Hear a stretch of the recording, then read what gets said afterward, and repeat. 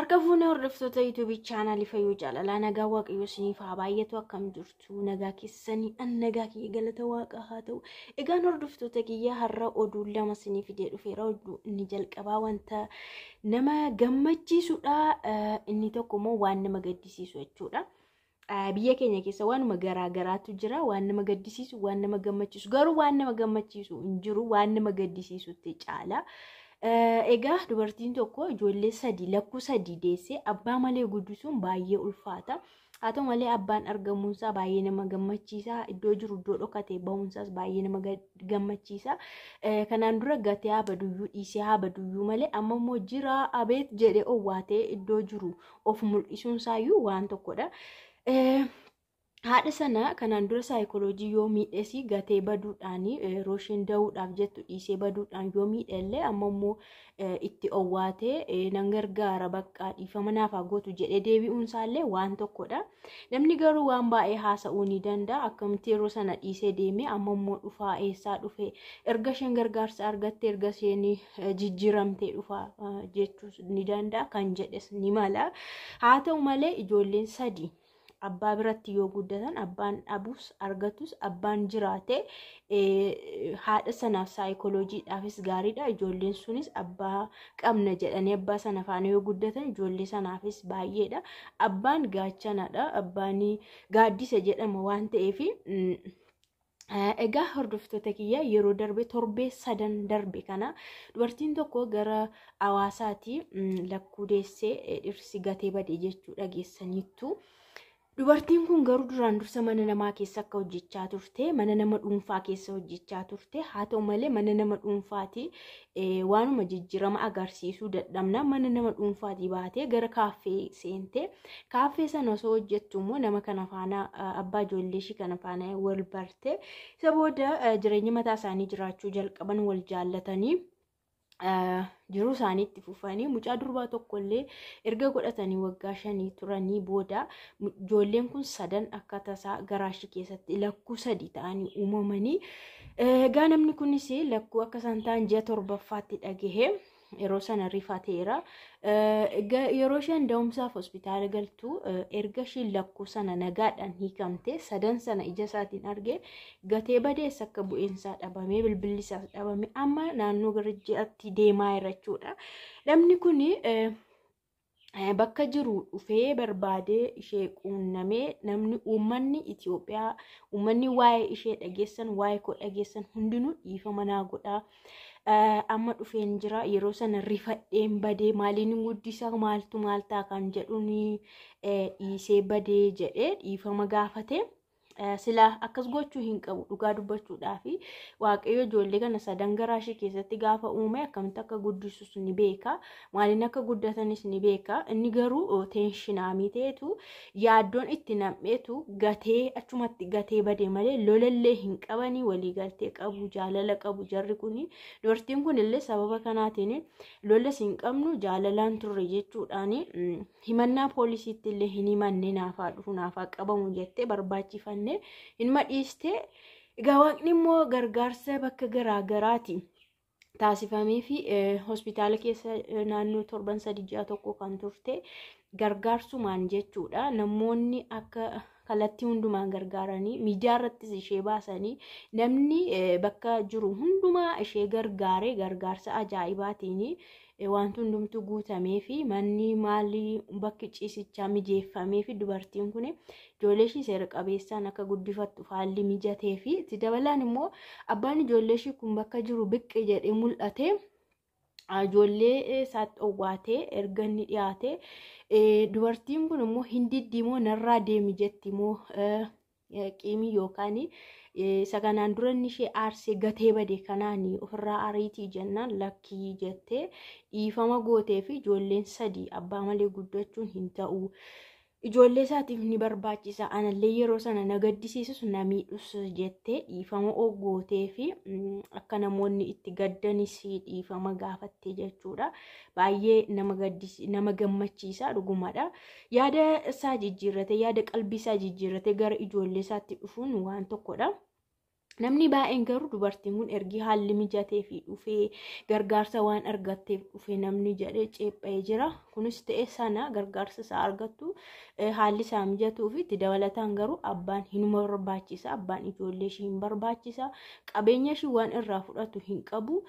Yoo gargaaree ijoollee kana guddise malee isheen amma kana booda mana keessaa bahuu hin dandeessu. Maatta isa waan tokko hin hojjettu ijoollee sadan kana kunuunsitee guddisuudha. Innis ishee faana namoonni gargaaran immoo hin gargaaru jechuudha. Kana inni nama gammachiisu jechuudha. Inni itti aanu inni baay'ee nama gaddisiisu immoo jechuudha. Hojjettuun jechuudha. Hojjettuun mana keessaa kan turte daa'ima waggaa gara 4tti deemaa jiru fudhattee baduushi jechuudha. Magaalaa Finfinnee kana keessatti wanti dhagahame. Yeroo darbee hojjettuun kuni abbaa kiyya na jalaa dhukkuba jechuudhaani abbaa kiyya dhaqeen gaafadhaa jettee deemtee abbaa ishii gaafattee abbaan kiyya fooyya'ee jira jettee akka bilbiltee isaanitti deebiteedha. Haa ta'u garuu jarri yeroo sanatti erga ishiin baatee deebitee ofitti deebisuu hin barbaanne. Mucaan isaanii garuu baay'ee jaallata hojjettuu sana. Baay'ee jaallata. Isheetti baay'ee dhiyaata. Sababuma kanaan ofitti deebisanii akka isheen isaan faana jiraattu taasisanii isheen garuu mucaa kanaaf maastikaan bitaa jettee maastikaan bitaa fi maastikaan bitii jedhe jettee fuutee baatee xiqqoo yeroo tutturtu bilbila itti bilbilanii asuman jira haasofsiisaan jira dhufaan jira jetti jaraanii garuu isheen miila fageeffachaa jirti. Miila fageeffachaa jirti yeroo sana akkanaan mucaa isaanii gara waggaa 4tti kan deemaa jirtu hojjettuun kun jalaa fudhattee miliqxee eessa akka seente hin argamne jechuudha. Baay'ee nama gaddisiisa. Jarri kun ijoollee 3 qabu. Ijoollee 3 keessaa mucaan kun isa xiqqaa isa dhumaati. Bakka garaagaraatti garuu namoonni magaalaa keessatti arganiiru. Bakka tokkotti kuftee namoonni mucaashii se'anii maallaqa walitti qabanii kennanii fi kuftee jechuudha. Mucaa kana qabattee kuftee mucaashii se'anii hin miidhamte se'anii namni namaa gaddaga magaalaa keessatti keessattuu magaalota gurguddaa keessatti namni namaa gadda mucaafa baattee naati deemtu ulfa taatee yeroo fatti deemtu baay'ee sii gaddu namoonni. Dubartiin kun yookaan intaloon kun birrii sana walitti qabattee makiinaa taaksii qabattee akka isheen fagaattee namoonni tokko akka arganitti odeessu. Egaa mucaa kanallee rabbii nagayaanii haa argamsiisu jenna. Baay'ee jabaateera hojjettuu qaccarachuunis. Mucaan kun amma maaliif akka fuudhamee deemame kaayyoon isheen fuutee deemtee miliksitee fi namaa hin galu. Mucaa waggaa 4 xiqqaa kana maaliif akka isheen fuutee deemtee hin beekamu. Eessa akka isheen geessitu si ganaadha. Barbaachamarra jirama jechuudha. Hojjettuunis baay'ee rakkisteetti. Walumaa galatti rakkisaadha biyyi kuni. Kan biraan baay'ee na gaddisiise jechuudha. Mucaa yaaballootti of rarraasedha. Mucaa Boorana yaaballootti of rarraase yookaan of ajjeese baay'ee waan nama gaddisiisudha. Akkaataa inni itti of ajjeeses baay'ee nama gaddisiisa. Haalli inni itti yaadee of balleesse lubbuusaa dhabamsiise kunis baay'ee nama gaddisiisa jechuudha. Egaa namni haadha isaa baay'ee ni jaallata. Haadha isaa of caala jaallata namni kamuu. Namni dhalatee namni haadha isaa hin jaallanne hin jiru yoo nama sirrii hin taaneen ala. Haati baay'ee nama mararti. Haati ofii baay'ee bakka namni haadha ta'e tokko gatii haadha isaa hin beeka. Namoonni tokko immoo otoo haadhan ta'inuu gatii haadha warreen beekan jiru. Jaalala haadha garmalee warri qaban jiru. Haadha isaanii osoo lubbuudhaan jirtuyyuu jaalala keessa baanii warri boo'an jiru. Haati isaanii yeroo duutu immoo namoonni baay'een warreen sammuufaa dhaban illee ni jiru jechuudha.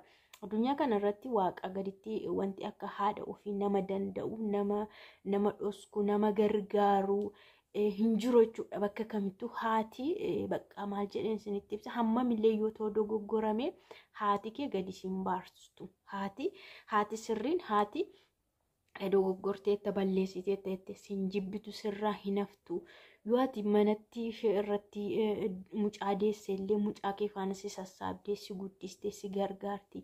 Yoo ati waa feete amala badaa baalagee taate illee haati siin saaxiltu hamma yoomitti si baatte jechuudha.